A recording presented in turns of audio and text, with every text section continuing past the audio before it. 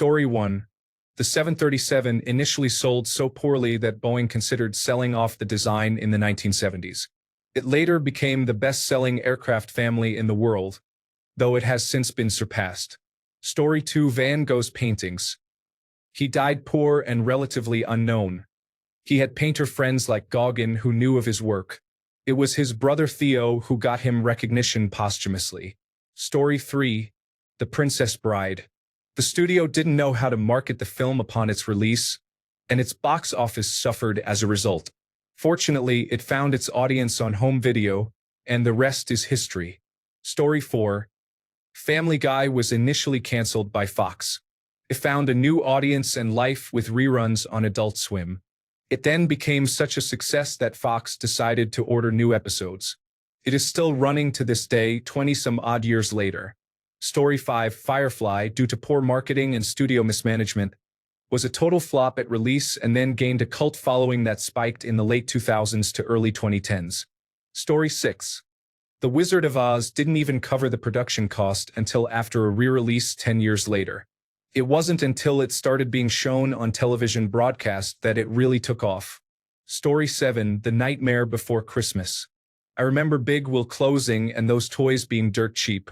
They are worth a small fortune now because the toys were off the market by the time the movie became huge. Story 8. The original Star Trek series was only on the air for 3 seasons. It was close to being cancelled after the second season due to a lack of ratings. Now it's iconic. Story 9. Because it's that time of year, 2 beloved Christmas movies.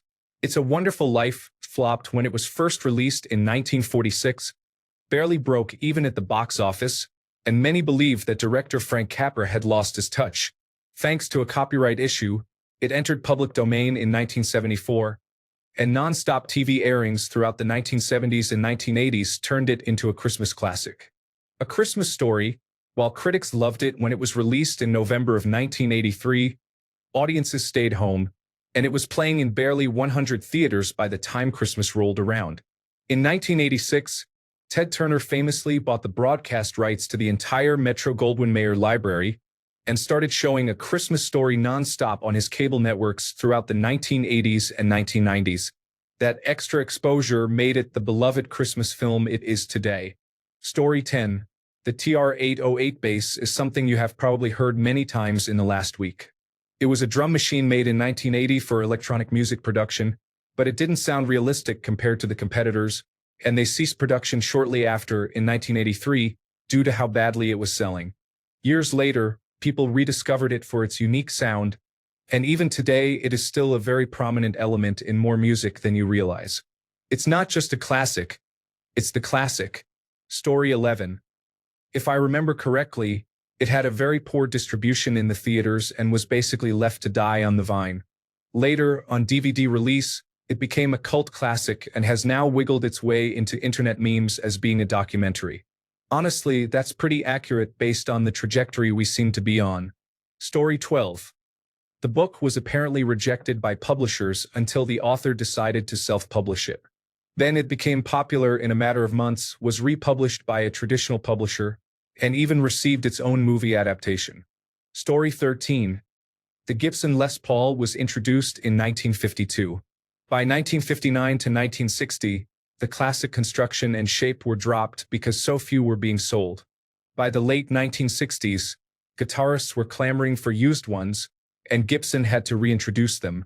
There are more details and nuances, but this is the summary version. Also, the Gibson Flying V and Explorer were introduced in 1958 and were cancelled by 1960 due to lack of interest. Story 14.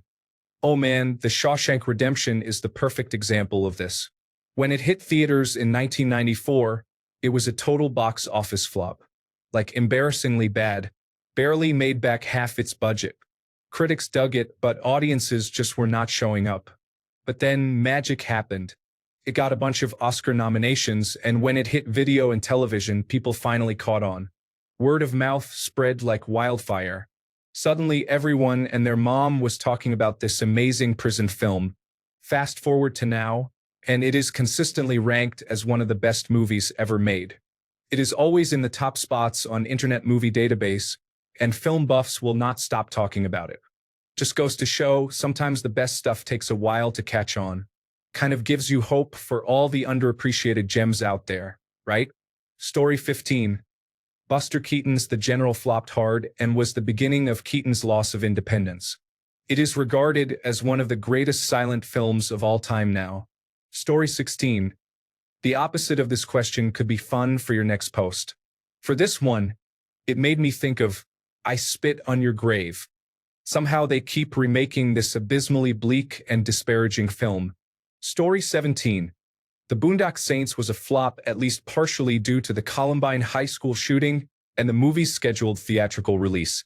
Many years later, it is a cult classic. Story 18. It's a Wonderful Life. There have been numerous articles of late explaining that this movie flopped. It wasn't until the rights to it expired and it became public domain, allowing cable television to air it.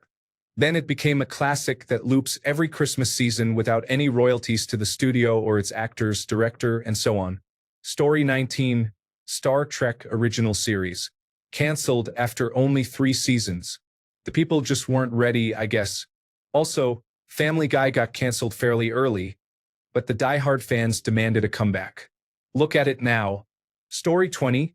While Star Trek is now considered a massive success, during its initial run on television, it was not a major hit and was almost cancelled due to low ratings, making it technically a flop in its first few seasons before finding a large audience through syndication and later movies.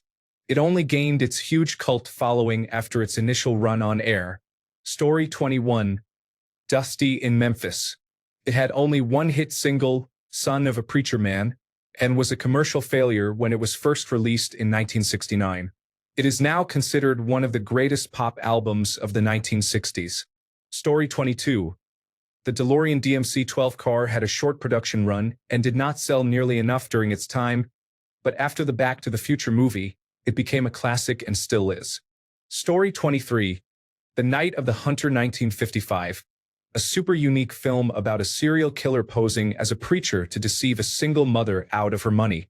The initial reviews were so bad the director refused to make another feature film, but it is a classic now and considered to be one of the best in the genre. Story 24. The Nutcracker. Tchaikovsky's famous ballet was hated by Russians for being too Western, and by Western Europe for being too Russian. By the time Fantasia came out in 1940, they commented that the Nutcracker was rarely performed nowadays. Now, it is one of the best-known ballets and is considered a Christmas classic. Story 25. Disney's Sleeping Beauty performed poorly when it was originally released in 1959. However, its popularity increased with subsequent re-releases, and now it's a beloved entry in the Disney Princess franchise. Maleficent is considered one of Disney's best villains. Story 26. Late Night with Conan O'Brien was nearly cancelled early on.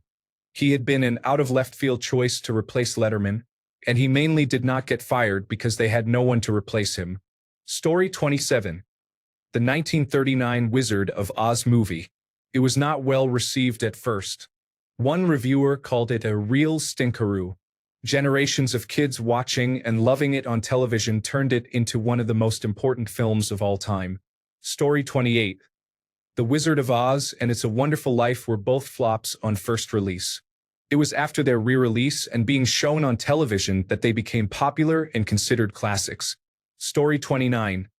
The two examples that come to my mind are John Carpenter's The Thing and the Jaguar XJ220. For what it's worth regarding the latter, it was initially planned to have four-wheel drive with a V12, but when it went into production, it ended up getting only rear-wheel drive and a twin-turbo V6 taken from an MG Metro Group B rally car. Still one heck of an engine to have, as far as I'm concerned. Story 30. The X-Men. At one point, the comic got cancelled and put into reprint purgatory before Giant Size X-Men was released and breathed new life into the series. Story 31. The original Star Trek received poor ratings and was almost cancelled at the end of Season 2, until a fan letter-writing campaign convinced the National Broadcasting Company to give the show a third season. Story 32. Lady Gaga's Art Pop. The fans loved it, but the reception from the general public was not well received. It wasn't until nearly a decade later that her album reached #1 during the pandemic. It is now recognized as one of her biggest accomplishments in the music world. Story 33, Wizard of Oz. While the box office returns were modest, it still lost a lot of money for the studio due to massive production difficulties. Losses were recouped, and profit was obtained in re-releases and television showings. Story 34. True Romance didn't perform well at the box office. This is my favorite movie. I'm happy that more people seem to appreciate it throughout the years. Amazing flick with a great mix of humor, action, dialogue, and of course romance. Story 35. H.P. Lovecraft was not actually popular in his time. His works were discovered well after his death, and that is when his horror universe became such a big hit. Story 36. For a while, the 1957 Ford 300 was considered one of the ugliest classic cars of the 50s. What didn't help was that it was commonly used as a government, military, and patrol vehicle, where it often had a plain black or olive drab paint job with no chrome trim, which did nothing to show off the vehicle's lines. When people started picking up these vehicles at government auctions and restoring or modifying them with two-tone paint jobs and accented chrome trim, it really brought out the beautiful lines the vehicle has and is now considered a great classic. Story 37. Space Oddity by David Bowie, especially for the US market. Rushed to release as a single, but re-released 3 years later and much better received. Story 38. Roland TB-303 was designed to be a bass instrument to play along with a drum machine and accompany a guitarist as a solo instrumentalist. It obviously sounds nothing like a bass. It was initially a flop. However, it turns out that it can make really cool squelchy sounds. Now, they sell for thousands of dollars and have spawned numerous clones and several genres of music, such as acid music. Story 39. Batman Returns wasn't exactly a flop, but it didn't make nearly as much money as its predecessor, Batman 1989. Famously, a lot of parents didn't want their kids watching the movie because it was too grotesque and dark. Also, I think it met with mixed reviews initially, but now it's gained a huge following and is widely considered to be better than the first Burton Batman film. At least to me, it is. Also, Batman Returns is my #1 superhero film ever, with Michael Keaton being the best Batman/Bruce Wayne, Danny DeVito being the best Penguin, and Michelle Pfeiffer being the best Catwoman. Story 40. The original Mobile Suit Gundam was cancelled. Tomino had to beg and plead just to let them finish the series, which is why the last few episodes have terrible pacing. Now, Gundam is synonymous with an entire genre of anime. Story 41. It was only when Harry Enfield's character Dermot left to be replaced by Neil Morrissey's Tony did the series really develop exponentially. Story 42. It Is a Wonderful Life did not really become a beloved classic until its copyright expired, at which point television stations started airing it frequently because it was free. Story 43. The Apple Macintosh was really not a great seller and would have tanked the company if it wasn't for other product lines. The Apple II continued to outsell it for almost a decade. Story 44. They didn't know how to market it when it hit theaters, so it just didn't do well. But when it went to VHS, word spread about what a great movie it is, and it took off. Story 45. Shopping carts. When they were first introduced, women disliked them because they thought it made them look weak. The company that made them hired women to walk around supermarkets all day pretending to shop with one until they gained popularity. Also, around the same time, Betty Crocker cake mixes used to require only water. Sales were poor because people thought it must be cheap since it was so easy. They changed the ingredients so you had to add your own eggs and oil, and sales improved because it was considered real baking. Story 46. Crocs and the Brand Champion. Kids would get teased all the time for wearing either of those things. Now people want to act like it's a fashion statement. Story 47. John Carpenter's The Thing was poorly received and considered a commercial flop when it first came out. It later became known as a cult favorite movie among many groups and is one of the most badass horror movies I've ever personally seen. Story 48. It's a Wonderful Life. It didn't do well on release, was nominated for Best Picture, but tanked at the box office. Its director, Frank Capra, was even considered washed up after it. Its copyright ran out in 1974, and then it got played everywhere and took off. Now it's considered the greatest Christmas movie ever by most. Story 49. There's something cathartic about failure. It's like nature's way of telling you you're ahead of your time. Look at The Shawshank Redemption. Flopped initially, now it's a go-to comfort film.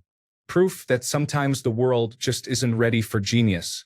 Who knew relentless hope could take time to marinate? Story 50. John Carpenter's The Thing remake had the unfortunate luck of being released at the same time as E.T. the Extraterrestrial and flopped badly. I think it even received some negative reviews for being too gory and gross. Now it's considered one of the greatest horror movies of all time, and its special effects are beloved and appreciated by film buffs and critics everywhere. Story 51. The Nintendo 3DS. When it first launched at $250, it flopped. But after a price drop and more games were released, it has become a lot of people's favorite handheld. Story 52. The Kinks' Village Green Preservation Society album.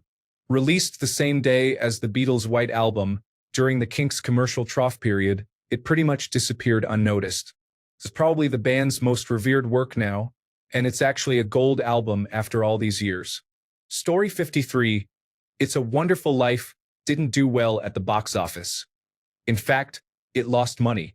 It only became popular when it fell into the public domain, and stations did not have to pay to run it. Story 54. The movie Clue did horribly in theaters, but is now beloved by all. There is no mystery as to why. In theaters, there were 3 different possible endings, and you didn't know which you were going to see. On the video, they combined the 3 in a way that makes it delightful to watch.